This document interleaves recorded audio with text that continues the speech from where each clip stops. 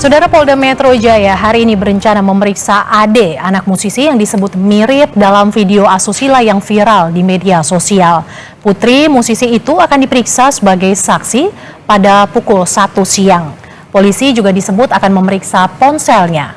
Pemeriksaan saksi adalah tindakan lanjutan setelah polisi menangkap 2 pelaku penyebar video asusila yang diduga mirip putri musisi Indonesia di 2 lokasi berbeda. Kini 2 pelaku penyebar video asusila telah ditetapkan sebagai tersangka. Sebelumnya Polda Metro Jaya menangkap 2 orang penyebar video asusila yang diduga mirip anak musisi.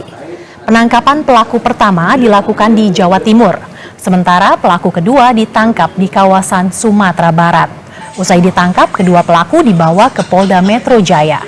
Polisi juga menyita barang bukti ponsel, email, serta akun X. Kedua pelaku dijerat Undang-Undang Nomor 44 Tahun 2008 tentang pornografi dan pasal ITE. Itu yang terkait dengan video porno, mungkin ada update tadi? Ya, jadi bahwa benar pada tanggal 12 Juli 2024 saksi atas nama F, pelapor atas nama F melaporkan dugaan tindak pidana yang terjadi ke SPKT Polda Metro Jaya.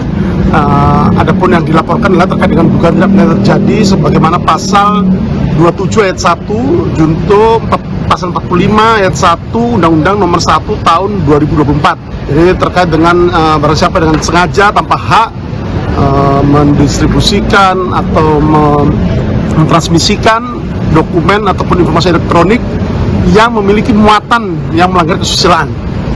Dan dari hasil laporan dimaksud, kemudian kita telah tim penyelidik Subdit Cyber di Treskrim Khusus Polda Metro Jaya telah melakukan serangkaian kegiatan penyelidikan ya, untuk menemukan dugaan atau peristiwa pidana yang terjadi.